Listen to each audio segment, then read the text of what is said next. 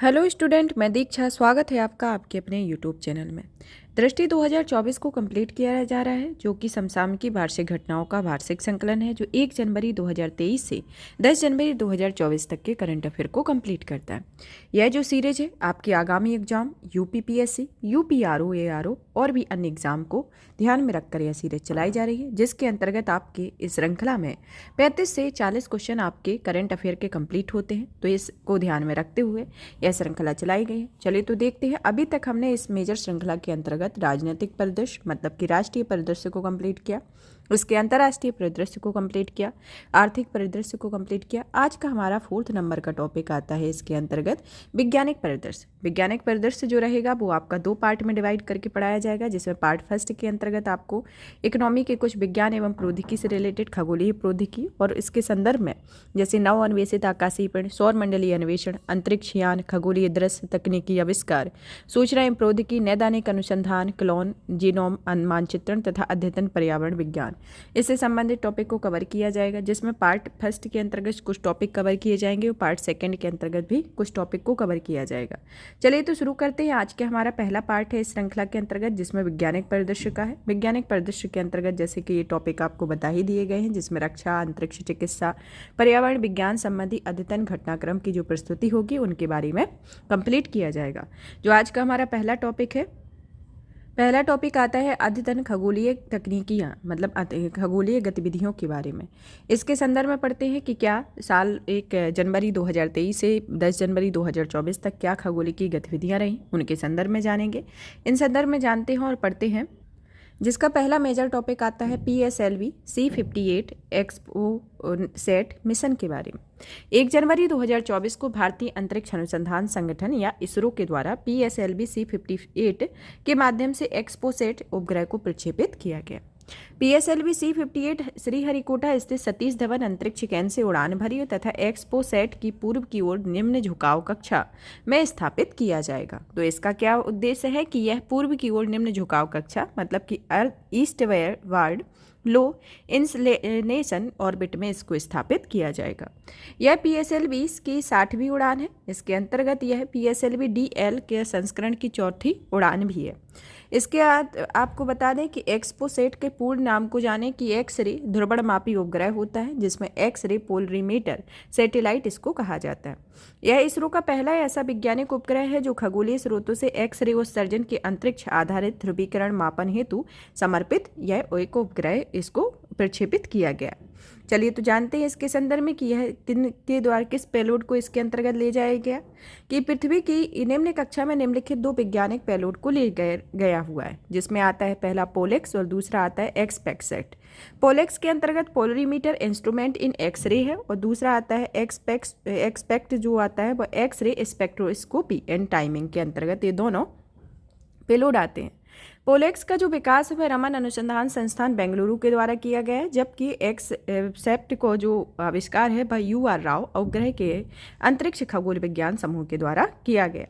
पोलेक्स payload एक x-ray ध्रुवणमापी के रूप में कार्य करता है, जिसे 830 keV के ऊर्जा बैंड के अंतर्गत खगोलीय परीक्षण के लिए डिजाइन किया गया। और पोलेक्स का जो प्राथमिक उद्देश्य है वह एक्सपोसैट मिशन के नियोजित 5 वर्षीय जीवन काल के दौरान विभिन्न श्रेणियों के चमकीले खगोलीय स्रोतों का निरीक्षण करना है। तो इसके संदर्भ में इसकी स्पेशलिटी है। आपको बता दें कि ये जो पोलेक्स मिशन है वह मध्यम एक्सरे ऊर्जा बैंड में पहला ऐसा पेलोड है जो विशेष रूप से पैलरमेट्री मापन के लिए समर्पित है। एक्सपेक्ट उपकरण जो है वह 0.8 से 15 keV की ऊर्जा रेंज में स्पेक्ट्रोस्कोपी जानकारी प्रदान करता है। एक्सपोसैट के सफल प्रक्षेपण के साथ भारत ब्लैक होल, न्यूट्रॉन तारों जैसे खगोलीय स्रोतों का अध्ययन करने के लिए एक वैधशाला प्रक्षेपित करने वाला विश्व का दूसरा देश बन गया। इसके पूर्व अमेरिकी अंतरिक्ष एजेंसी नासा ने वर्ष 2021 में AIXPE imaging X-ray polarimetry explorer mission को प्रक्षेपित किया था। तो भारत दूसरा देश बन गया है विश्व में। अब आता है मिशन के तहत इसरो एक्सपोसैट को अंतरिक्ष में स्थापित करने के बाद भी PSLV C-58 के चौथे चरण को सक्रिय रखकर उसकी उपयोगिता का प्रदर्शन किया है। इसमें PSLV कक्षीय प्रायोगिक मॉड्यूल 3 का नाम दिया गया है और है POEM3 के माध्यम से स्टार्टअप, शिक्षण संस्थानों एवं इसरो केंद्रों के 10 पेलोड को अंतरिक्ष में भेजा गया है, जिसके अंतर्गत इनका विवरण दिया गया, जिसके अंतर्गत पहला आता है RSSEM radiation shielding experimental module, जिससे संबंधित संस्थान आता है take me to space Hyderabad. दूसरा आता है BSAT वुमेन इंजीनियरिंग सैटेलाइट, जिसके अंतर्गत संस्थान आता है लाल बहादुर शास्त्री महिला प्रौद्योगिकी संस्थान तिरुवनंतपुरम केरल। फिर इसके बाद आपका तीसरा संस्थान आता है बिलीफ SAT-0, जो कि KJ सोमैया प्रौद्योगिकी संस्थान मुंबई के द्वारा प्रक्षेपित किया गया। फोर्थ नंबर पर आता है ग्रीन इम्पल्स ट्रांसमीटर, जिसे गीटा कहा जाता है। यह है इनसिटी space laboratory private limited Thane के द्वारा इसको प्रक्षेपित किया गया। फिर आता है leap TD launching expedition for aspiring technology demonstrator है, जो कि Dhruva space private limited Hyderabad के द्वारा किया गया। फिर आता है रुद्र 0.3 HPGP, जो कि बेलाट्रिक एरोस्पेस प्राइवेट लिमिटेड बेंगलुरु के द्वारा है। फिर इसके बाद आता है आरका 200, जो कि बेलाट्रिक एरोस्पेस प्राइवेट लिमिटेड बेंगलुरु के द्वारा। 8 नंबर पर आता है आपका DEX, जो कि जस्ट एक्सपेरिमेंट है, जो कि भौतिकी अनुसंधान प्रयोगशाला अहमदाबाद के द्वारा। FCPS, जो कि फ्यूल सेल पावर सिस्टम है, जो कि विक्रम साराभाई अंतरिक्ष केंद्र तिरुवनंतपुरम के द्वारा। फिर आपका 10 नंबर का आता है कि सिलिकॉन आधारित उच्च ऊर्जा सेल, जो कि विक्रम साराभाई अंतरिक्ष केंद्र तिरुवनंतपुरम के द्वारा प्रक्षेपित किया गया। अब आता है आपका नेक्स्ट टॉपिक नासा का साइकी अंतरिक्षयान लॉन्च के बारे में। 13 अक्टूबर 2023 को नासा का साइकी अंतरिक्षयान लॉन्च किया गया। नासा के साइकी अंतरिक्षयान को SpaceX के फाल्कन हेवी रॉकेट द्वारा प्रक्षेपित किया गया। इस अंतरिक्षयान को फ्लोरिडा में केनेडी स्पेस सेंटर के द्वारा लॉन्च कॉम्प्लेक्स 39A को लॉन्च किया गया है, जिसके अंतर्गत साइकी अंतरिक्षयान के साथ नासा का DSOC deep space optical communication नामक एक प्रयोग भी भेजा गया है। यह पहली बार चंद्रमा से परे लेजर संचार का परीक्षण करता है। साइकी नासा का एक अंतरिक्ष मिशन है, जिसे साइकी नाम के ही धातु संबद्ध क्षुद्र ग्रह के अध्ययन के बारे में हेतु प्रारंभ इसको किया गया है। यह एक नासा का ऐसा पहला मिशन है जो चट्टान एवं बर्फ से भी अधिक धातुओं से युक्त किसी क्षुद्र ग्रह का अध्ययन करेगा। साइकी अंतरिक्षयान सौर विद्युत प्रडोरण द्वारा चालित होता है और इस अंतरिक्षयान की वर्ष 2029 तक साइकी क्षुद्र ग्रह तक पहुंचने का लक्ष्य निर्धारित किया गया है। चलिए तो जानते हैं साइकी क्षुद्र ग्रह के बारे में कि यह साइकी क्षुद्र ग्रह कब प्रक्षेपित किया गया, इसके संदर्भ में जानते हैं और इसका निर्माण कब किया गया। साइकी क्षुद्र ग्रह की खोज 1852 ईस्वी में इटालियन खगोलशास्त्री एनिबेल डी गैस्पारेस द्वारा किया गया था। यह खोजा जाने वाला 16वां क्षुद्र ग्रह था, जिसे कारण इसे साइकी भी कहा जाता है। 16 साइकी कहा जाता है। इस क्षुद्र ग्रह का नाम प्राचीन ग्रीक पौराणिक कथाओं में आत्मा की देवी या गॉडेस ऑफ सॉल के नाम पर रखा गया है। इस क्षुद्र ग्रह को चट्टानी एवं बर्फीले होते हैं। ऐसे क्षुद्र ग्रह में चट्टान व बर्फ से अधिक धातु विद्यमान होती है। साइकी क्षुद्र ग्रह मंगल और बृहस्पति के बीच मुख्य क्षुद्र ग्रह पट्टी के बाह्य भाग में सूर्य की परिक्रमा करते हैं। इसके संदर्भ में इनकी स्पेशलिटी होती है। अब आता है आपका नेक्स्ट टॉपिक की यूरोप का प्रथम निजी रॉकेट म्यूरा फर्स्ट लॉन्च किया गया है, उसके संदर्भ में कि 7 अक्टूबर 2023 को स्पेनिश कंपनी PLD स्पेस द्वारा म्यूरा फर्स्ट नामक पुनर्प्रयोज्य रॉकेट सफलतापूर्वक लॉन्च किया गया। इसके अंतर्गत यह मिशन इस रॉकेट में अटलांटिक महासागर में गिरने के साथ ही समाप्त हुआ है। म्यूरा फर्स्ट जो है वह रॉकेट के प्रथम मिशन का प्राथमिक उद्देश्य एक उपकक्षीय परीक्षण उड़ान का संचालन करना था। म्यूरा फर्स्ट के इसके पूर्व नाम एरियन फर्स्ट के नाम से भी जाना जाता है। म्यूरा फर्स्ट एक उपकक्षीय पुनर्प्रयोज्य रॉकेट है, जिसे निजी तौर पर यूरोप में विकसित किया गया। म्यूरा फर्स्ट यूरोप में किसी एक निजी कंपनी द्वारा विकसित प्रथम रॉकेट है, इसके अंतर्गत आता है। अब आता है आपका नेक्स्ट ईरान द्वारा नूर 2 उपग्रह का प्रक्षेपण सफल प्रक्षेपण किया गया। चलिए तो जानते हैं इसके बारे में कि 27 सितंबर 2023 को ईरान ने सैन्य उपग्रह नूर 3 को सफलतापूर्वक लॉन्च किया है। ईरान के प्रथम सैन्य उपग्रह नूर फर्स्ट का अप्रैल 2020 में लॉन्च किया गया था और मार्च 2022 में ईरान द्वारा नूर 2 को सफलतापूर्वक लॉन्च किया गया है। वर्ष 2022 में नूर फर्स्ट के संपर्क में टूटने से यह पृथ्वी पर वापस गिर गया और जबकि नूर 2 वर्तमान में भी इस कक्षा में बना हुआ है। नूर 3 को संभावित जासूसी क्षमताओं वाला एक सैन्य उपकरण है, जो कि अंतरिक्ष में ईरान की क्षमताओं में वृद्धि करेगा। और नूर 3 ईरान द्वारा विकसित एक इमेजिंग उपग्रह भी है और नूर उपग्रह पृथ्वी की निचली कक्षाओं में संचालित होते हैं। तो अभी तक ईरान द्वारा 3 नूर को विकसित किया जा चुका है, जिसके द्वारा इसी उपग्रह को प्रक्षेपित भी किया गया है, जो कि एक सैन्य उपग्रह के रूप में कार्य करता है। वो थर्ड वाला जो है जासूसी क्षमताओं के सैन्य उपग्रह के लिए। अब आता है आपका नेक्स्ट PSLV C57 या आदित्य L1 मिशन के बारे में। 2 सितंबर 2023 को भारत के ध्रुवीय उपग्रह प्रक्षेपण यान द्वारा आदित्य L1 अंतरिक्ष यान का सफलतापूर्वक प्रक्षेपण किया गया। इसे आंध्र प्रदेश के श्रीहरिकोटा स्थित सतीश धवन अंतरिक्ष केंद्र सार के द्वितीय लॉन्च पैड में प्रक्षेपित किया गया है। संस्कृत में आदित्य का अर्थ होता है सूर्य होता है, तथा जबकि आदित्य L1 में L1 जो है वह सूर्य पृथ्वी प्रणाली या लैंग्वेज बिंदु फर्स्ट को संदर्भित करता है। आदित्य L1 भारत का प्रथम सौर मिशन है। दूसरे शब्दों में कहा जाए तो सूर्य के अध्ययन के लिए प्रथम अंतरिक्ष आधारित वेधशाला श्रेणी का भारतीय मिशन होता है। आदित्य L1 अंतरिक्ष यान को सूर्य पृथ्वी प्रणाली के प्रथम लैग्रेंजियन बिंदु के चारों ओर एक प्रभा मंडल कक्ष में स्थापित किया जाता है। इस कक्षा की पृथ्वी से दूरी 1.5 मिलियन किलोमीटर है और स्पष्ट है कि आदित्य L1 अंतरिक्ष यान पृथ्वी से लगभग 1.5 मिलियन किलोमीटर दूर सूर्य की ओर निर्देशित रहेगा। आदित्य L1 अंतरिक्ष यान ना तो सूर्य पर लैंड करता है, ना ही उसके निकट जाएगा।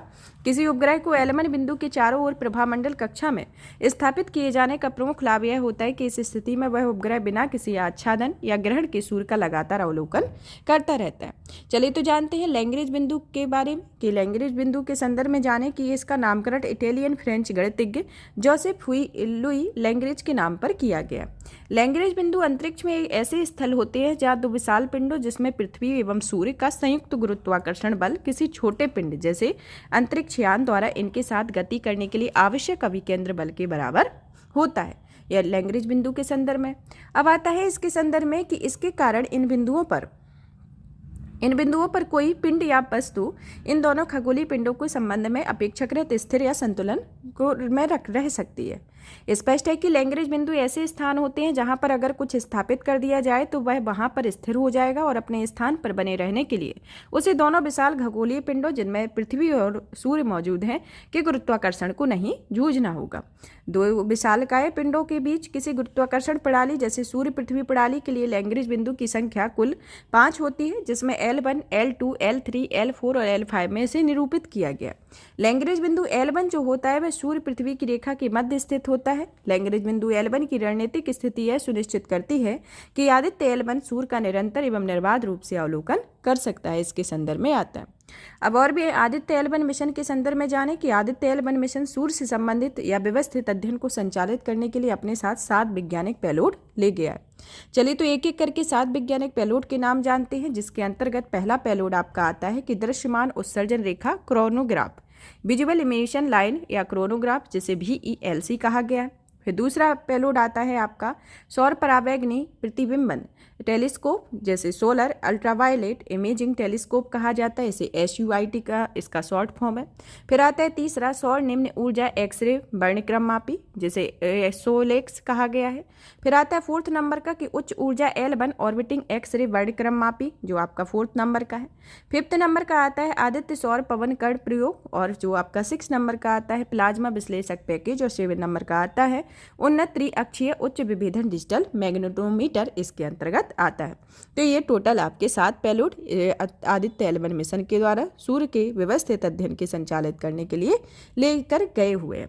अब आता है आपका नेक्स्ट टॉपिक नवमित्र डिवाइस के बारे में। नवमित्र डिवाइस क्या होती है? हाल ही में भारतीय अंतरिक्ष अनुसंधान संगठन इसरो ने नवमित्र नामक एक अभिनव सुरक्षा उपकरण के सफल परीक्षण का एक महत्वपूर्ण उपलब्धि प्राप्त की हुई है। यह परीक्षण केरल के स्थित नींदकारा उपनगर में किया गया है, जहां इस उपकरण को एक मत्स्य नौका पर स्थापित किया गया था। नवमित्र उपकरण को इसरो के अहमदाबाद स्थित अंतरिक्ष अनुप्रयोग केंद्र द्वारा विकसित किया गया है। इस उपकरण को समुद्री डाकुओं के यात्राओं के दौरान मछुआरों की सुरक्षा में सुधार करने के उद्देश्य से डिजाइन किया गया। तो इसका उद्देश्य क्या है कि समुद्री यात्राओं के दौरान मछुआरों की सुरक्षा में सुधार करने के उद्देश्य से नवमित्र उपकरण अत्याधुनिक उपग्रह संचार प्रौद्योगिकी के प्रयोग के द्वारा संचालित होता है, जिसके फलस्वरूप समुद्र में मत्स्य नौकाओं समुद्री अधिकारियों के बीच निर्बाध रूप से 2 तरफा संचार संभव हो पाता है। सुरक्षा प्रदान करने के अतिरिक्त नवमित्र उपकरण मत्स्य ग्रहण क्षेत्रों की पहचान करने में भी मदद करता है और इस प्रकार मत्स्य पालन क्षेत्र में दक्षता एवं उत्पादकता को बढ़ाने का भी सहयोग करता है। इसके संदर्भ में आता है। अब आता है आपका नेक्स्ट विक्रम फर्स्ट अनावरण के संदर्भ में। कि 24 अक्टूबर 2023 को Skyroot aerospace private limited ने विक्रम फर्स्ट रॉकेट का अनावरण किया है। इस कंपनी का यह प्रथम वाणिज्यिक रॉकेट है। यह एक बहुचरणीय प्रक्षेपण यान है। यह रॉकेट 480 किलोग्राम नीत भार को 500 किलोग्राम की ऊंचाई वाली निम्न कक्षा में प्रक्षेपित करने के लिए सक्षम होता है। विक्रम फर्स्ट पूर्णतः कार्बन फाइबर निर्मित रॉकेट होता है जो 3D प्रिंटेड तरल इंजनों से युक्त है। Vikram first Skyroot aerospace private limited द्वारा निर्मित द्वितीय रॉकेट होता है और इस कंपनी द्वारा निर्मित प्रथम रॉकेट विक्रम एस का 18 नवंबर 2022 को सफलतापूर्वक प्रक्षेपण किया गया था। तो ये विक्रम एस के संदर्भ में है। अब आता है आपका नेक्स्ट लूना 25 मिशन के बारे में। लूना 25 मिशन रूसी चंद्र लैंडर मिशन है। यह मिशन विगत 47 वर्षों में रूस द्वारा चंद्रमा की सतह पर लैंड करने के उद्देश्य से प्रक्षेपित प्रथम चंद्र मिशन था। इसके पूर्व वर्ष 1976 में तत्कालीन सोवियत संघ के अंतरिक्ष कार्यक्रम के तहत लूना 24 नामक चंद्र मिशन को प्रक्षेपित किया गया था जो कि सफल रहा था और इस मिशन को रूसी अंतरिक्ष एजेंसी रोसकॉस्मोस द्वारा 11 अगस्त 2023 को सोयुज 2.1B फ्रेगेट रॉकेट से प्रक्षेपित किया गया है। तो ये रूसी सेकेंड मिशन के अंतर्गत आता है, मतलब कि 25 और 24 इसको पहले ही प्रक्षेपित किया जा चुका है जो कि सफल रहा है।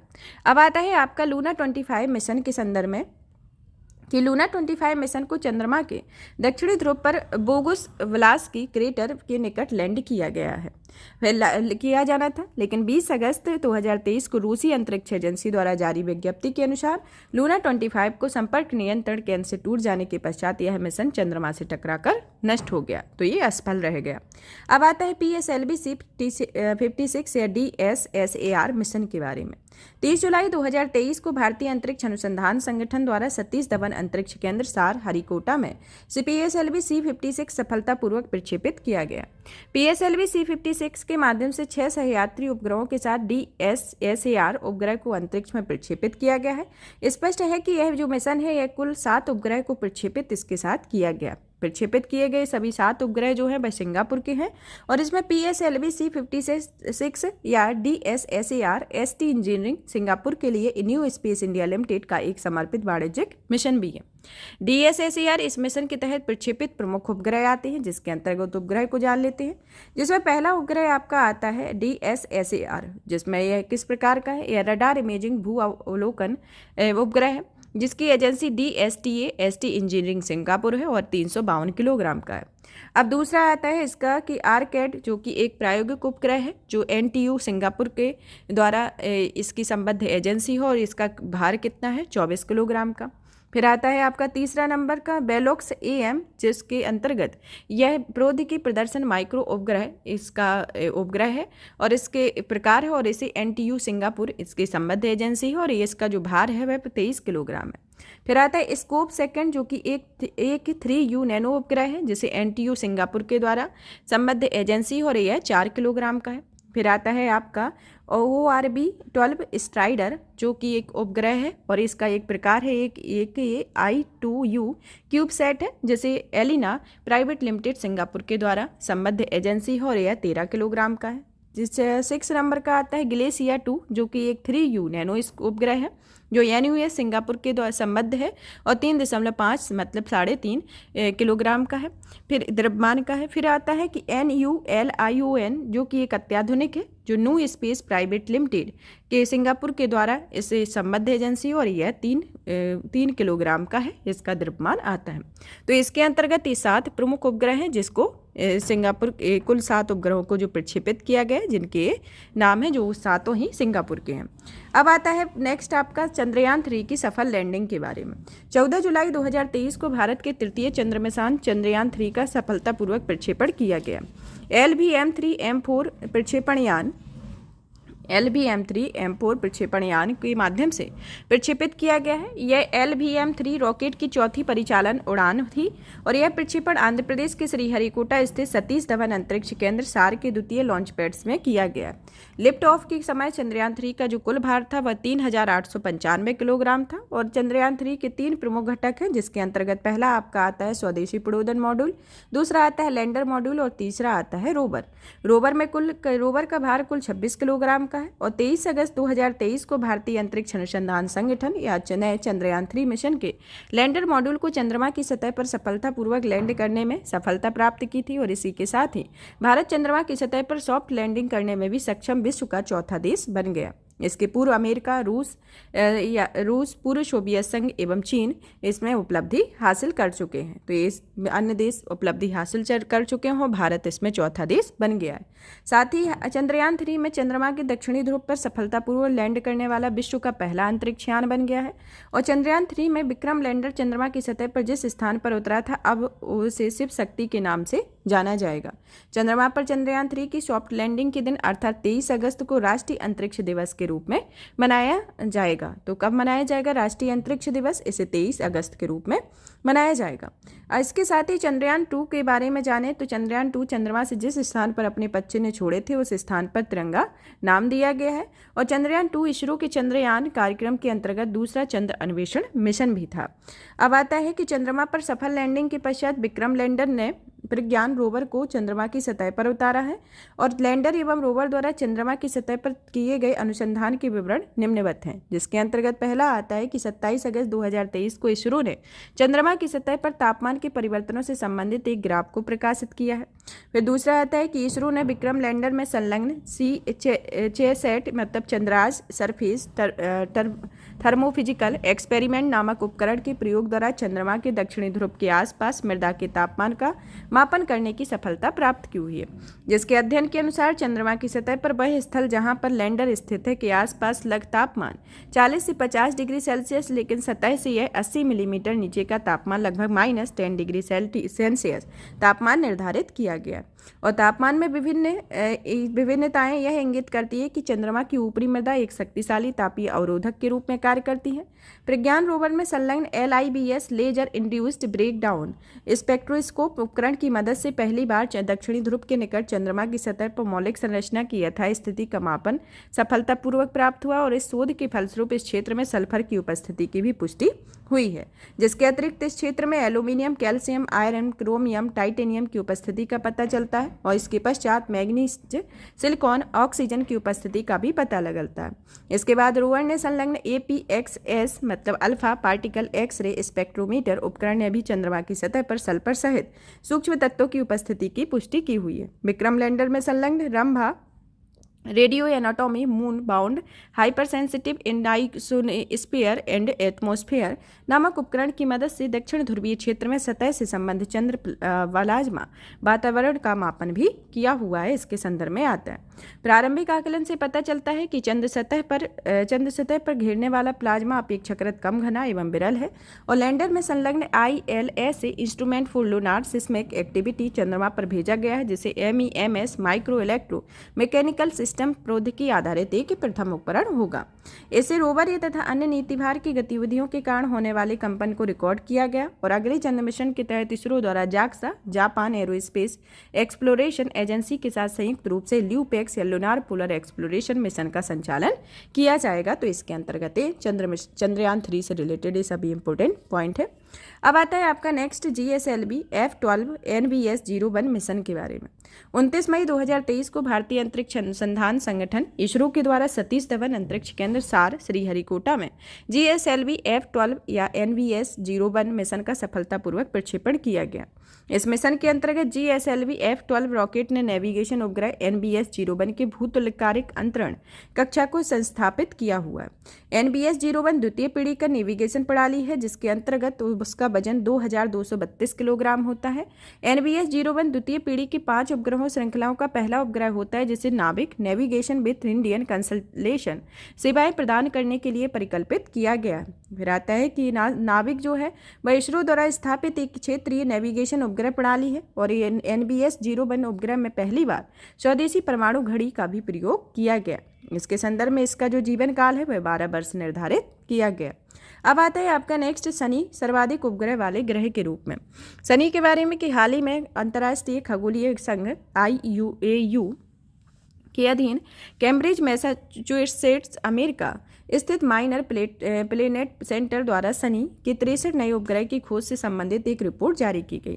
इस प्रकार शनि के उपग्रहों की संख्या पूर्व में 83 से बढ़कर अब प्रेजेंट में 146 हो गई है। इस प्रकार शनि बृहस्पति को छोड़कर पीछे छोड़कर सौरमंडल का सर्वाधिक उपग्रहों वाला ग्रह बन गया है, क्योंकि पहले बृहस्पति था जिसकी संख्या 95 थी और शनि की 83 थी, लेकिन यह 83 से बढ़कर 146 हो गई, जिसमें 63 नए उपग्रह को जोड़ा गया है।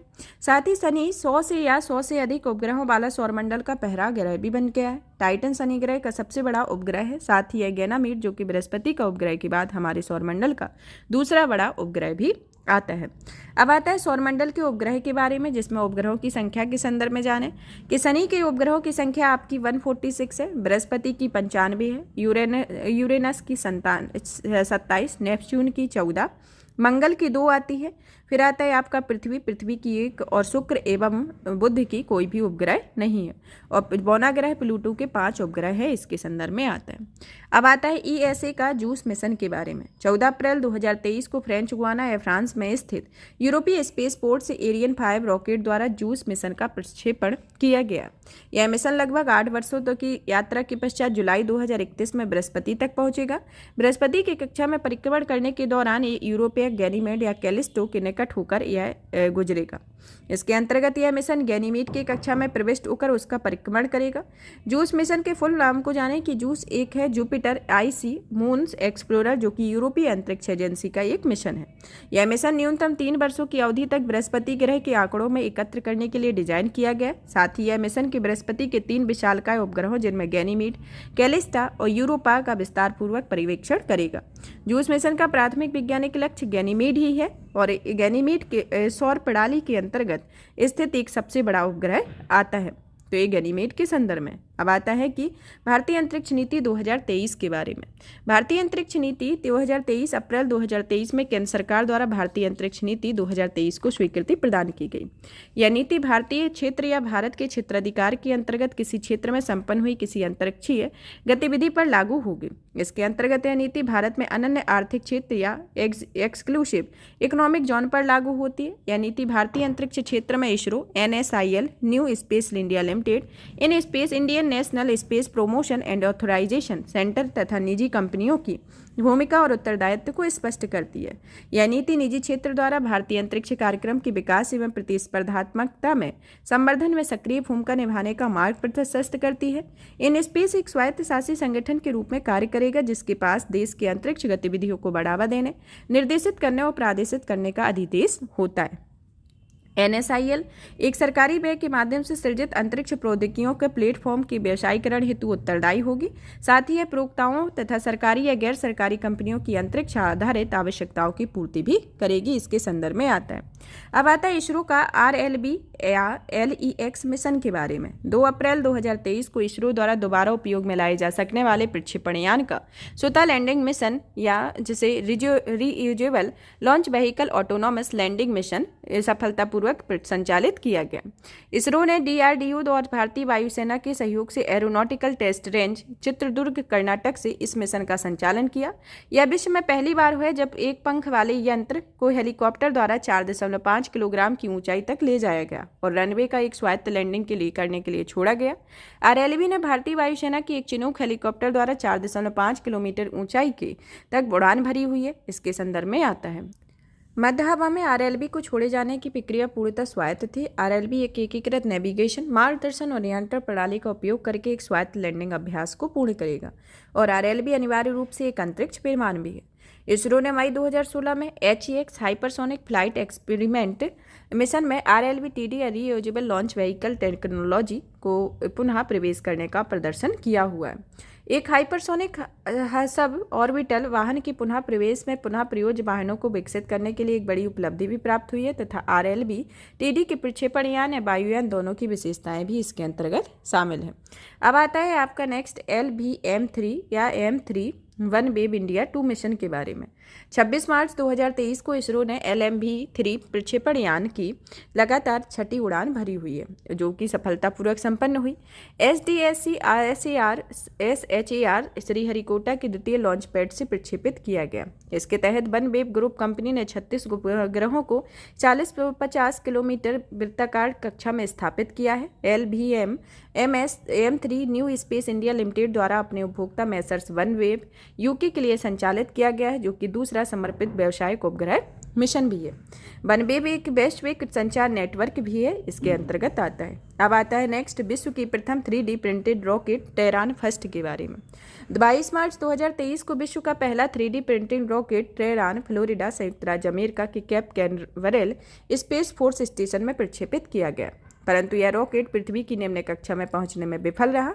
इस रॉकेट का विकास कैलिफोर्निया स्थित एरोस्पेस स्टार्टअप रिलेटिविटी स्पेस द्वारा किया गया। यह रॉकेट 110 फीट लंबा, 7.5 फीट व्यास वाला 3D प्रिंटिंग वाला रॉकेट है। मीथेन से संचालित इस रॉकेट का 85% द्रव्यमान मिश्र धातुओं से 3D प्रिंटेड है और टेरान फर्स्ट लॉन्च किए जाने वाली अब तक की सबसे बड़ी 3D प्रिंटिंग संरचना भी बन गई है। अब आता है मेगाट्रॉपिक्स फर्स्ट, जो कि नियंत्रित पुनर्प्रवेश सफल के बारे में। 7 मार्च 2023 को सेवा मुक्त किए गए मेगाट्रॉपिक्स फर्स्ट MT फर्स्ट के उपग्रह का पृथ्वी के उपग्रह में नियंत्रित पुनः प्रवेश सफलतापूर्वक पूर्ण हुआ है। इसके बाद इस उपग्रह को प्रशांत महासागर में उतारा जाएगा। उष्णकटिबंधीय मौसम और जलवायु अध्ययन करने के लिए इसरो और फ्रांसीसी अंतरिक्ष एजेंसी के बीच एक सहयोगी प्रयास के रूप में इस उपग्रह को 12 अक्टूबर 2011 को प्रक्षेपित किया गया। यह प्रक्षेपण PSLV C-18 द्वारा किया गया था और इस उपग्रह का जीवन काल 3 वर्ष निर्धारित किया गया और यह उपग्रह वर्ष 2021 तक उपयोगी आंकड़ों उपलब्ध कराता है और इसरो ने इस उपग्रह को अंतरिक्षीय कचरे को कम करने की अपनी प्रतिबद्धता के तहत पृथ्वी पर उतारा भी है।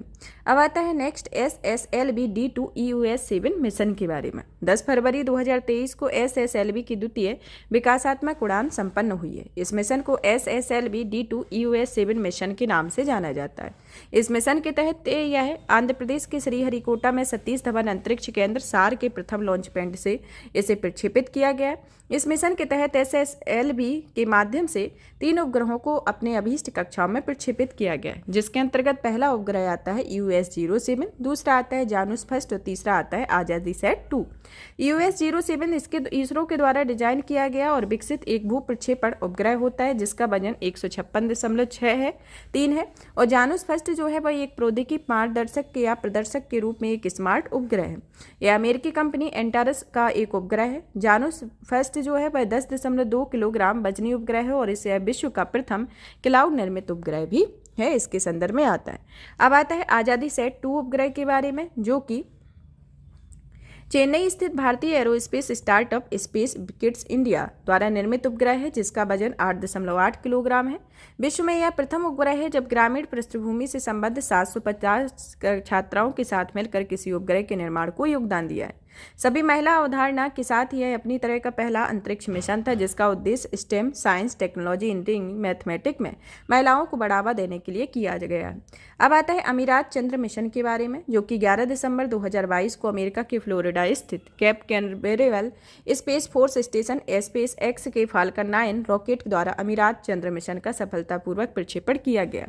चंद्रमा की सतह पर लैंड करने के लिए लक्षित यह पहला अरब मिशन था। इस मिशन के तहत राशिद रोवर को अप्रैल 2023 में चंद्रमा के उत्तर पूर्वी में स्थित एटलस क्रेटर के उतारा जाना था। कुर्सी के आकार के राशिद रोवर का वजन लगभग 10 किलोग्राम है। राशिद रोवर को चंद्रमा की सतह पर एक ऐसे क्षेत्र पर उतारा जाना था जिसका अभी तक भेजे गए किसी भी चंद्र अन्वेषण मिशन द्वारा अध्ययन या अन्वेषण नहीं किया गया। यह मिशन पूर्णतः 100% अमीराती इंजीनियरों में से एक द्वारा UAE में डिजाइन व निर्मित किया गया था और इस मिशन हेतु दुबई स्थित मोहम्मद बिन राशिद स्पेस सेंटर ने जापान की एक निजी कंपनी आई स्पेस इंक के साथ एक अनुबंध पर हस्ताक्षर किए हुए। हालांकि लैंडिंग में कुछ समय पूर्व हकुतो RM-1 लैंडर का संपर्क मिशन से केंद्र से टूट गया। इसके फलस्वरूप यह अंतरिक्ष यान चंद्रमा की सतह पर टकराकर नष्ट हो गया। अब आता है नासा चंद्र मिशन, पहली महिला अंतरिक्ष यात्री के संदर्भ में। नासा का चंद्र मिशन आर्टेमिस सेकंड नासा के आर्टेमिस कार्यक्रम का द्वितीय प्रस्तावित मिशन है। यह 1972 के अपोलो 17 के बाद यह चंद्रमा का पहला मानवयुक्त मिशन होगा। इसके अंतर्गत आता है कि 3 अप्रैल 2023 को नासा के आर्टेमिस सेकंड के चंद्र मिशन पर उतारे जाने पर 4 अंतरिक्ष यात्रियों के नाम की घोषणा की गई है, जिसमें ये अंतरिक्ष यात्री हैं जिसमें पहले आते हैं रीड वाइजमैन, दूसरे आते हैं विक्टर ग्लोनर, तीसरे आते हैं क्रिस्टीना हेमक कोच और चौथी आती है जेरेमी हैंसन। क्रिस्टीना कोच जो है वह चंद्र मिशन की में जाने वाली पहली महिला अंतरिक्ष यात्री बन गई हैं और वर्तमान में क्रिस्टीना कोच के नाम अंतरिक्ष में किसी महिला द्वारा सबसे लंबी, जो कि 328 दिन की एकल अंतरिक्ष उड़ान का रिकॉर्ड दर्ज किया हुआ है। साथ ही यह पहली पूर्णतः महिलाओं द्वारा की गई स्पेस वॉक भी इसमें शामिल थी, इसके अंतर्गत आता है। अब आता है आपका सबसे लंबा अंतरिक्ष मिशन के बारे में। अंतरिक्ष मिशन के संदर्भ में जानें कि अप्रैल 2022 को MBRSC ने सबसे लंबे अरब अंतरिक्ष यात्री मिशन की घोषणा की हुई है, जो कि यह मिशन 6 माह लंबा। यह मिशन 2 मार्च 2023 को लॉन्च किया गया। नासा के तत्वाधान में स्पेस एक्स के क्रू 6 मिशन के अंग के रूप में एक अमीरात अंतरिक्ष यात्री सुल्तान अल नयादी को ISS में पर भेजा गया। यह दूसरा अवसर था जब अंतरिक्ष अन्वेषण हेतु UAE द्वारा किसी अमीरात अंतरिक्ष यात्री को अंतरिक्ष में भेजा गया है और हज्जा अल मसूरी अंतरिक्ष में जाने वाले पहले UAE के प्रथम व्यक्ति बने हुए हैं। और 2021 में UAE अंतरिक्ष यात्री कार्यक्रम के अंतर्गत पहली महिला अंतरिक्ष यात्री के रूप में नौरा अलमत्रूसी का चुनाव करने की घोषणा की गई थी। अब आता है आपका नेक्स्ट टॉपिक अद्यतन तकनीक एवं प्रौद्योगिकी के बारे में, जिसके अंतर्गत आपका पहला आता है ऐरावत, जो कि भारत का द्रुतगम सुपर कंप्यूटर है। इसके संदर्भ में जानते हैं कि 12 से 17 नवंबर 2023 को मध्य अमेरिकी कोलोराडो स्थित डेनवर में SC23 the international conference for higher performance computing networking storage and analysis का आयोजन संपन्न हुआ। इस कॉन्फ्रेंस के दौरान 14 नवंबर 2023 को विश्व के द्रुतगम सुपर कंप्यूटरों में टॉप 500 की सूची जारी की गई है, जिसमें इस सूची में का यह 62वां संस्करण है। इस नवीनतम सूची में अमेरिका की सुपर कंप्यूटर फ्रंटियर को विश्व के द्रुतगम का सुपर कंप्यूटर घोषित किया गया है। वास्तव में यह विश्व का पहला एक्सा स्केल सुपर कंप्यूटर है।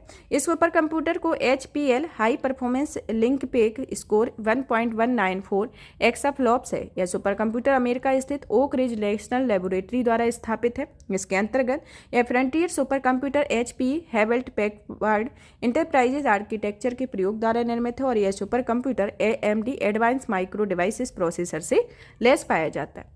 इसके अंतर्गत जानें कि इसमें टॉप 500 सूची में 5 सुपर कंप्यूटर कौन कौन से हैं, जो कि नवंबर 2023 तक का ये डेटा है, जिसमें सुपर कंप्यूटर और देश के नाम दिए गए हैं और इनकी स्पीड जो कि पेटाफ्लॉप में दी गई है उसके संदर्भ में है। पहला आता है फ्रंटियर, जो कि अमेरिका है, जिसकी स्पीड 1194 पेटाफ्लॉप है। फिर दूसरा आता है अरोरा, जो कि अमेरिका का है, जिसकी स्पीड 585.34 है। तीसरा आता है ईगल, जिसकी स्पीड 561.20 है और यह अमेरिका का है। चौथा आता है फुगाकू, जिसकी स्पीड 442.01 है और यह जापान का है। फिर 5th नंबर पर आता है लूमी, जिसको फिनलैंड का है और जिसकी स्पीड 379.70 आती है। टॉप 500 की नवीनतम सूची में भारत के 4 सुपर कंप्यूटरों को सूचीबद्ध किया गया है, जिसमें सूची के अनुसार सीडेक पुणे में स्थापित ऐरावत PSAI वर्तमान में जो भारत का सबसे द्रुतगम सुपर कंप्यूटर है। वे टॉप 500 की सूची में इसमें समग्र रूप से इसे 90वां स्थान मिला है और इसकी अधिकतम संसाधन जो गति है वह 8.50 पेटाफ्लॉप्स की होती है। Airavat PSAI super computer AI क्षमता से लैस कंप्यूटर है और इस सुपर कंप्यूटर को भारत सरकार के कृत्रिम बुद्धिमत्ता पर राष्ट्रीय कार्यक्रम के तहत स्थापित किया गया है। भारत द्वारा $5 ट्रिलियन की अर्थव्यवस्था बनने के लक्ष्य को प्राप्त करने हेतु नीति आयोग के AI आधारित एक क्लाउड कंप्यूटिंग अवसंरचना की स्थापना का भी सुझाव दिया गया था। इस क्लाउड कंप्यूटिंग की जो अवसंरचना है वह ऐरावत का नाम दिया गया है। ऐरावत मतलब AI research analytical and knowledge assimilation होता है। सीडेक पुणे इस द्वारा स्थापित परम सिद्धि AI, जो कि अधिकतम संसाधन गति 4.862 पेटाफ्लॉप्स को टॉप 500 सूची में 163वें स्थान प्राप्त हुआ है और भारतीय उष्ण देशीय मौसम विज्ञान संस्थान पुणे में स्थापित प्रत्यूष को टॉप 500 की सूची में 201वां स्थान प्राप्त हुआ है। राष्ट्रीय मध्यम अवधि मौसम पूर्वानुमान केंद्र नोएडा के अंतर्गत मेहर को सुपर कंप्यूटर की नवीनतम टॉप 500 सूची में 354वां स्थान प्राप्त हुआ है। अब आता है राष्ट्रीय सुपर कंप्यूटर मिशन और प्रमुख सुपर कंप्यूटर के बारे में, जिसमें आते हैं और भी सुपर कंप्यूटर परम कामरूप, जो कि IIT गुवाहाटी के द्वारा संबंधित संस्थान है। परम अनंत IIT गांधीनगर, परम पोरोल NIT तिरुचिरापल्ली, परम प्रवेगा IIS बेंगलुरु, फिर आता है परम गंगा जो कि IIT रुड़की, फिर आता है परम शिवाय जो IIT BHU, परम शक्ति IIT खड़गपुर, परम ब्रह्मा IISER पुणे, फिर आता है परम युक्ति जो कि GNCSASR जवाहरलाल नेहरू उन्नत वैज्ञानिक अनुसंधान केंद्र बेंगलुरु, परम संगणक जो कि IIT कानपुर और परम सिद्धि सीडेक पुणे के अंतर्गत आता है। अब आता है आपका नेक्स्ट टॉपिक की दक्षिण पूर्व एशिया की प्रथम हाई स्पीड रेल का अनावरण के संदर्भ में कि 2 अक्टूबर 2023 को इंडोनेशिया के राष्ट्रपति जोको विडोडो द्वारा दक्षिण पूर्व एशिया की प्रथम हाई स्पीड रेल का अनावरण किया गया। इंडोनेशिया ने दक्षिण पूर्व एशिया की जिस पहली हाई स्पीड रेल का अनावरण किया है उसे बूस का नाम दिया गया है। बूस जो है वह पूर्ण रूप से वाक टू हेमट ऑप्टिमल सिस्टम हेबेट है। इस परियोजना को मुख्य रूप से चीन द्वारा वित्त पोषित किया गया है और यह रेलवे परियोजना जकार्ता को पश्चिमी जावा प्रांत की राजधानी बांडुंग शहर से जोड़ेगी। यह हाई स्पीड रेल में विद्युत ऊर्जा के उपयोग के कार्बन के उत्सर्जन में कमी आएगी। बूस की गति जो होगी वह लगभग 350 किलोमीटर प्रति घंटे की होगी और वर्तमान में भारत में ऐसी कोई रेल संचालित नहीं है जिसे अंतर्राष्ट्रीय मानकों के अनुसार हाई स्पीड रेल के रूप में वर्गीकृत किया जा सके। वर्तमान में Mumbai Ahmedabad high speed rail परियोजना भारत में स्वीकृत एकमात्र हाई स्पीड रेल परियोजना बन गई है। अब आता है भारत में चिन्हित 7 हाई स्पीड रेल कॉरिडोर के बारे में, जिसमें पहला आता है दिल्ली लखनऊ वाराणसी जो कि 865 किलोमीटर का है। दूसरा आता है वाराणसी पटना हावड़ा। तीसरा आता है दिल्ली जयपुर उदयपुर अहमदाबाद। चौथा आता है दिल्ली चंडीगढ़ लुधियाना जालंधर अमृतसर। पांचवा आता है नासिक मुंबई नासिक नागपुर। फिर आता है 6 नंबर का मुंबई पुणे हैदराबाद और 7 नंबर का चेन्नई बेंगलुरु और मैसूर इसके अंतर्गत आता है। तो ये 7 हाई स्पीड रेल कॉरिडोर है। अब आता है भारत का 23वां परमाणु ऊर्जा संयंत्र के बारे में। गुजरात स्थित काकरापारा परमाणु ऊर्जा स्टेशन इकाई 3 जो कि भारत का पहला स्वदेशी 700 मेगावाट इलेक्ट्रिक क्षमता का दावित भारी जल रिएक्टर या PHWR है। इस रिएक्टर का व्यावसायिक परिचालन 30 जून 2023 को हुआ था। यह अपनी तरह का ऐसा पहला स्वदेशी 700 MeWe क्षमता का PHWR है जिसे भारतीय वैज्ञानिकों एवं इंजीनियरों के द्वारा डिजाइन किया गया है, जिसके घटकों एवं उपकरणों का निर्माण भारतीय उद्यमों के द्वारा किया गया है। 31 अगस्त 2023 को जारी विज्ञप्ति के अनुसार भारत के पहले स्वदेशी 700 MeWe क्षमता वाले काकरापारा परमाणु ऊर्जा स्टेशन इकाई में अपनी संपूर्ण क्षमता के साथ परिचालन प्रारंभ किया हुआ है। काकरापारा परमाणु ऊर्जा स्टेशन इकाई 3 भारत का 23वां परमाणु ऊर्जा संयंत्र है। इस संयंत्र का परिचालन प्रारंभ होने के बाद भारत कुल नाभिकीय ऊर्जा क्षमता बढ़कर 7480 मेगावाट इलेक्ट्रॉन तक पहुंच गई है। काकरापारा परमाणु ऊर्जा स्टेशन पहली दोनों इकाइयों जिसमें KAPS फर्स्ट KAPS सेकेंड की क्षमता का 200 मेगावाट इलेक्ट्रॉन तक है। अब आता है KAPS 4 जो कि वर्तमान में निर्माणाधीन है, जो कि 700 MeWe क्षमता का PHWR की क्षमता रखता है। अब आता है नेक्स्ट भारत 6G अलायंस के संदर्भ में कि 3 जुलाई 2023 को दूरसंचार विभाग केंद्रीय संचार मंत्रालय ने भारत 6G अलायंस के गठन का घोषणा की है। B6G एक ऐसा सहयोगी मंच है जिसे सार्वजनिक और निजी कंपनियां, शिक्षाविद, अनुसंधान संस्थान और मानव विकास संगठन इसके अंतर्गत शामिल होते हैं। इसका उद्देश्य अगली पीढ़ी की बेतार तकनीक में नवाचार सहयोग को बढ़ावा देना है, जिसका लक्ष्य भारतीय स्टार्टअप कंपनियों, विनिर्माण पारितंत्र को एक साथ लाकर एक संघ की स्थापना करना है जो भारत में 6G प्रौद्योगिकियों की डिजाइन, विकास और तैनाती को संचालित करेगा। आपको बता दें कि यह दूरसंचार विभाग ने 1 नवंबर 2021 को 6G की एक प्रौद्योगिकी नवाचार समूह का गठन किया गया था, जिसका उद्देश्य 6G के लिए विजन, मिशन और लक्ष्यों का विकास करना है। TIG 6G द्वारा पुनः 6 कार्यबलों का गठन किया गया है। इन 6 कार्यबलों की रिपोर्ट के आधार पर TIG 6G द्वारा एक भारत 6G विजन दस्तावेज तैयार किया गया है, जिसे प्रधानमंत्री द्वारा मार्च 2023 में जारी किया गया था। इस विजन का जो दस्तावेज है वह भारत को वर्ष 2030 तक 6G प्रौद्योगिकी के डिजाइन, विकास और तैनाती में अग्रणी बनाने के संदर्भ में शुरू किया गया है।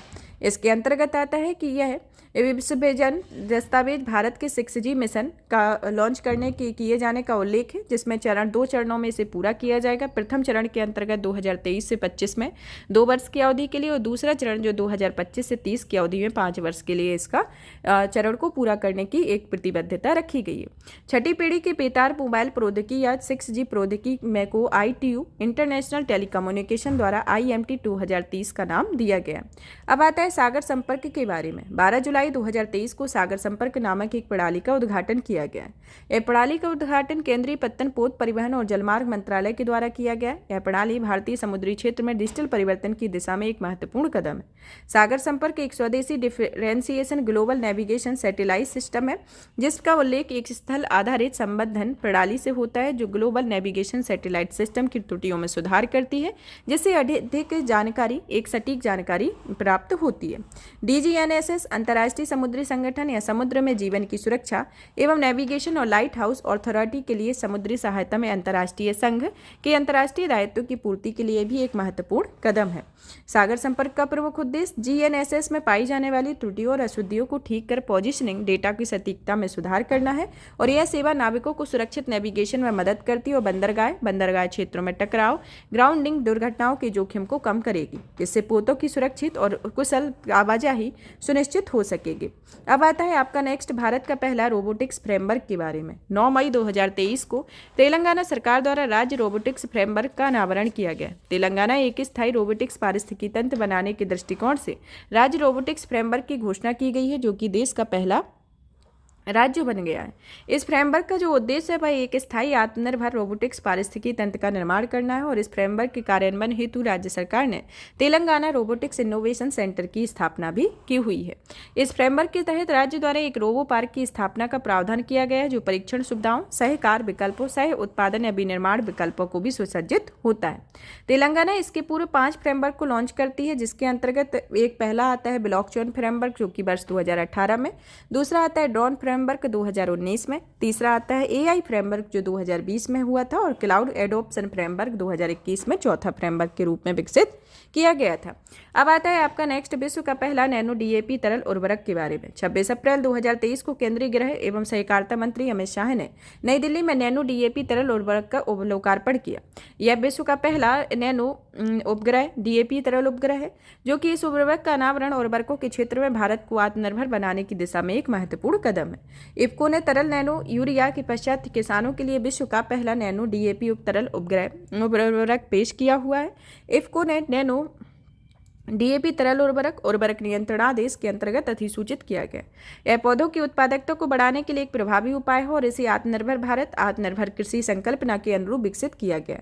यह पारंपरिक DAP DI अमोनियम फॉस्फेट से सस्ता है। नैनो DAP तरल जैविक रूप से प्रयोग के लिए सुरक्षित, तो इससे मृदा, जल एवं वायु प्रदूषण में कमी आएगी।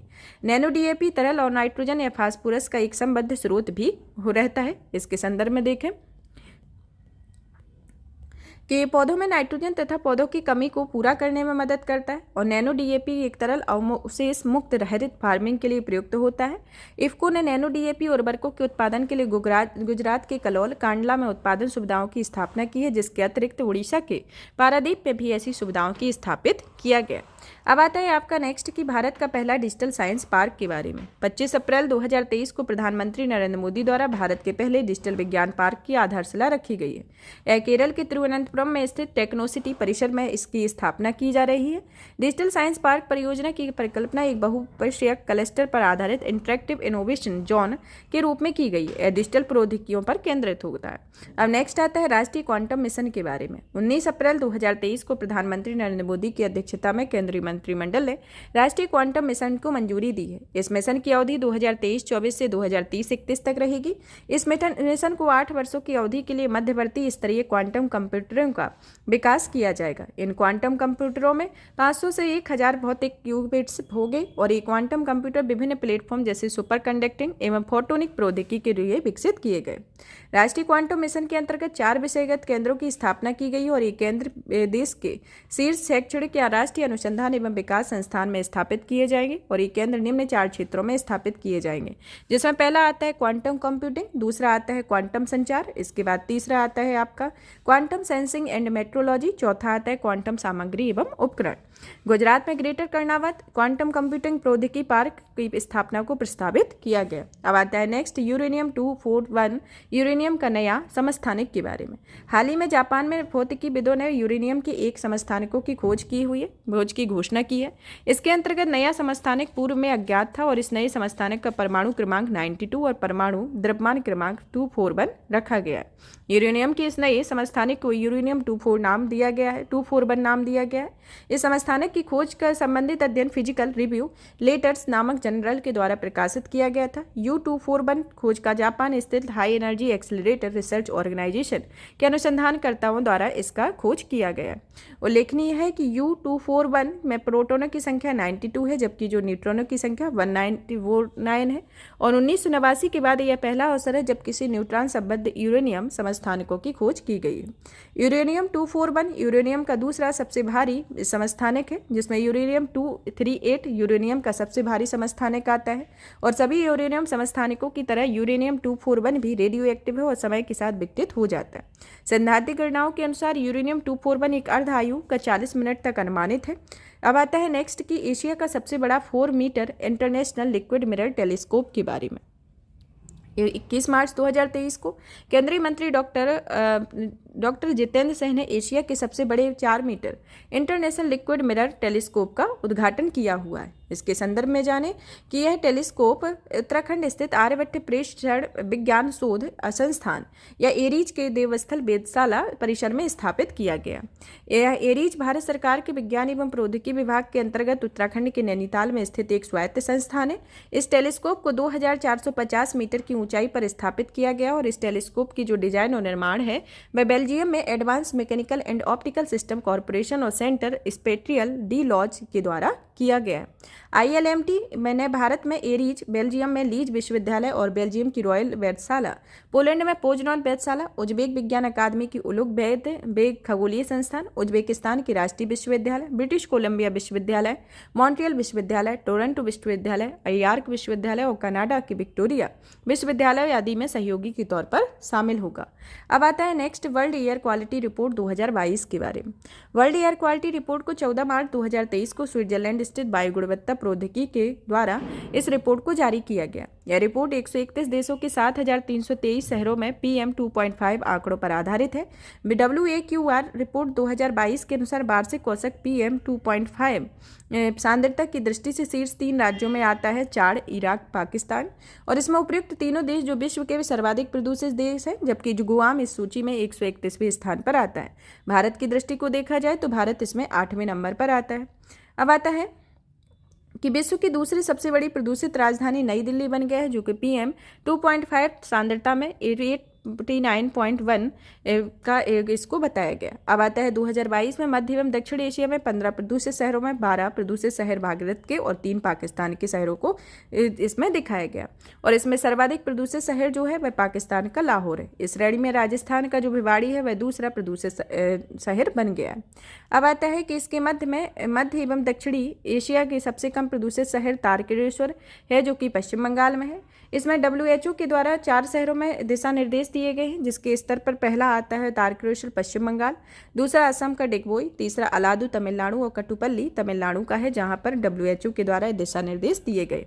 अब आता है देश का पहला वातानुकूलित कंडेंसर के बारे में। 1 मार्च 2023 को झारखंड स्थित उत्तरी कर्णपुरा सुपर क्रिटिकल संयंत्र में देश के पहले वातानुकूलित कंडेंसर का शुभारंभ किया गया। इसका शुभारंभ NTPC द्वारा किया गया। इसके परिणाम स्वरूप NTPC ने उत्तरी कर्णपुरा संयंत्र की 660 मेगावाट की 3 इकाइयों में से एक पहली इकाई को वाणिज्य परिचालन प्रारंभ किया हुआ है। उत्तरी कर्णपुरा संयंत्र जो है वह 660 मेगावाट की 3 इकाइयों की स्थापना की जाएगी, जिसकी कुल क्षमता जो है वह 1980 मेगावाट होगी। इस परियोजना की जो परिकल्पना है वह एयर कूल्ड कंडेंसर के साथ की गई, जो पारंपरिक वाटर कूल्ड कंडेंसर की तुलना में लगभग 1/3 वाटर फुटप्रिंट है। इसके माध्यम से एक वर्ष में लगभग 30.5 मिलियन घन मीटर पानी की बचत होगी। यह संयंत्र झारखंड, बिहार, पश्चिम बंगाल और उड़ीसा राज्यों की सस्ती दरों पर विद्युत की आपूर्ति करेगा। अब आता है नेक्स्ट बैंडिकूट विश्व का पहला मेला ढोने वाला रोबोट बन गया है। इसके संदर्भ में कि फरवरी 2023 में केरल सरकार ने विश्व के पहले मेला ढोने वाले रोबोट, जिसे वर्ल्ड फर्स्ट रोबोटिक्स स्कैवेंजर कहा गया है, उसे बैंडिकूट का अनावरण किया गया। बैंडिकूट को गुरुवायूर सीबीएच परियोजना के तहत शामिल किया गया। इसके साथ ही केरल के मैनहोल की सफाई हेतु रोबोटिक्स तकनीक का उपयोग करने वाला देश का पहला राज्य भी बन गया है। बैंडिकूट का विकास Gen robotics innovation private limited Kerala के द्वारा किया गया है। इसके अंतर्गत बैंडिकूट ने संयुक्त राष्ट्र के 17 सतत विकास लक्ष्यों में से 9 को पूरा कर लिया है, जिसके अंतर्गत पहला लक्ष्य जो कि लक्ष्य 3 है कि अच्छा स्वास्थ्य और खुशहाली, जो है लक्ष्य 4 है गुणवत्तापूर्ण शिक्षा, और लक्ष्य 6वां स्वच्छता और साफ पानी, और 8वां लक्ष्य आता है उत्कृष्ट कार्य और आर्थिक वृद्धि में, और 9वां लक्ष्य उद्योग, नवाचार एवं आधारभूत ढांचे में, 10वां असमानता में कमी, 11वां संवहनी शहर एवं समुदाय में, 12वां संवहनी उपभोग और उत्पादन में, और 16वां शांति, न्याय और सशक्त संस्थाओं में। इसने 9 लक्ष्यों को प्राप्त कर लिया है। अब आता है आपका नेक्स्ट कि जम्मू कश्मीर के में पहली बार लिथियम की खोज की गई है। 9 फरवरी 2023 को भारतीय भूवैज्ञानिक सर्वेक्षण ने जम्मू कश्मीर में पहली बार लिथियम की खोज की रिपोर्ट प्रस्तुत की हुई है। लिथियम की खोज जम्मू कश्मीर के रियासी जिले में जालामा हैमाना में की गई है तथा इस रिपोर्ट के अनुसार जम्मू कश्मीर के इस क्षेत्र में कुल 5.9 मिलियन टन लिथियम को अनुमानित किया गया। इसके अंतर्गत जम्मू कश्मीर में 5.9 मिलियन टन लिथियम संसाधन की खोज की घोषणा की गई है, अभी तक की अनुमानित है और यह जांच के प्रारंभिक चरण के अंतर्गत आता है। लिथियम का सबसे महत्वपूर्ण उपयोग mobile phone, laptop, digital camera, electric वाहनों के लिए रिचार्जेबल बैटरी के निर्माण के लिए होता है। हृदय के पेसमेकर, खिलौने, घड़ियों आदि के गैर रिचार्जेबल बैटरियों के निर्माण में भी लिथियम का प्रयोग किया जाता है। लिथियम से संबंधित कुछ महत्वपूर्ण युक्त खनिजों के बारे में देखें कि पहला आता है स्पेडुमेन, दूसरा आता है पेटालाइट, तीसरा आता है लेपिडोलाइट, चौथा आता है एम्बला एग्लोनाइट इसके अंतर्गत आता है।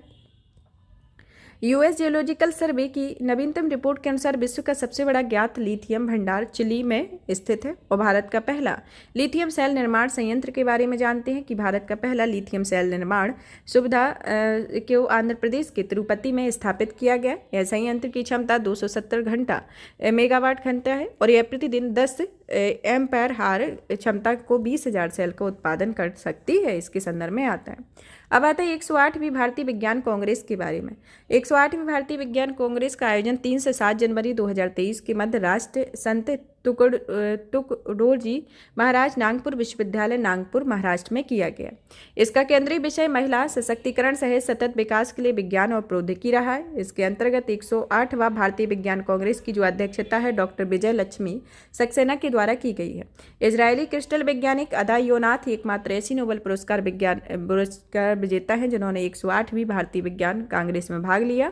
और अदा योनाथ के बारे में बताएं कि यह वर्ष 2009 में भारतीय मूल के वैकंठ रमन रामकृष्णन एवं थॉमस स्टीट्स के साथ संयुक्त रूप से रसायन विज्ञान का इन्होंने नोबेल प्राइज प्राप्त किया था और अदा योनाथ नोबेल पुरस्कार जीतने वाली प्रथम इजरायली महिला भी बनी हुई हैं।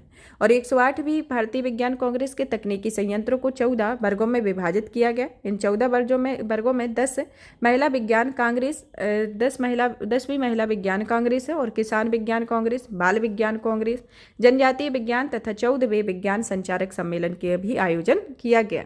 अब आता है इसके अंतर्गत कि जनजातीय विज्ञान कांग्रेस का आयोजन पहली बार किया गया। किसान विज्ञान कांग्रेस के उद्घाटन समारोह के दौरान मुख्य अतिथि के रूप में पद्मश्री राहीबाई सोमा पोपेरे उपस्थित रही जिन्हें देश भर में बीज माता के रूप में जाना जाता है। अब आता है नेक्स्ट टॉपिक की भारत की पहली हरित हाइड्रोजन मिश्रण योजना के बारे में। 3 जनवरी 2023 को भारत द्वारा पहली हरित हाइड्रोजन मिश्रण योजना का शुरुआत की गई। यह परियोजना गुजरात के सूरत में शुरू की गई थी। इस परियोजना को एनटीपीसी द्वारा तथा गुजरात के गैस लिमिटेड GGL के संयुक्त प्रयास से शुरू किया गया था। यह परियोजना PNG pipe natural gas network में हरित हाइड्रोजन का मिश्रण किया जाता है और भारत ने वर्ष 2047 तक ऊर्जा स्वतंत्र होने तक वर्ष 2070 तक शुद्ध शून्य उत्सर्जन प्राप्त करने का लक्ष्य निर्धारित किया हुआ। अब आता है नैनो यूरिया तरल संयंत्र के उद्घाटन के बारे में। 14 फरवरी 2023 को उत्तर प्रदेश के आंवला एवं फूलपुर में इफ्को के नैनो यूरिया तरल संयंत्रों का उद्घाटन किया गया। इफ्को नैनो यूरिया नैनो प्रौद्योगिकी आधारित एक क्रांतिकारी कृषि आदान है जो पौधों को नाइट्रोजन प्रदान करती है। नैनो यूरिया तरल में 4% नैनो स्कूल नाइट्रोजन के कण होते हैं। पारंपरिक यूरिया की तुलना में नैनो स्कूल नाइट्रोजन कणों का आकार सूक्ष्म जबकि पृष्ठ क्षेत्रफल का प्रति इकाई क्षेत्रफल में कणों की संख्या अधिक होती है। नैनो यूरिया लीचिंग एक गैसीय उत्सर्जन के में कृषि क्षेत्र में होने वाले पोषक तत्वों के नुकसान को कम करके पारिस्थितिकी पदचिह्न को न्यूनतम रखने में सहायक होती है। इसके अंतर्गत 12 अगस्त 2023 को केंद्रीय गृह मंत्री अमित शाह ने गांधीग्राम गुजरात में इफ्को नैनो DAP तरल संयंत्र की आधारशिला रखी हुई थी। यहाँ पर यह टॉपिक फिनिश होता है, मतलब कि इसका पार्ट फर्स्ट कंप्लीट होता है। नेक्स्ट क्लास में पार्ट सेकंड के साथ मिलेंगे। और भी इसी तरीके की वीडियो को देखने के लिए वीडियो को लाइक करें, इस सेशन को ज़्यादा से ज़्यादा शेयर करें कि काफ़ी सारे लोगों को इसका मदद मिल सके। धन्यवाद।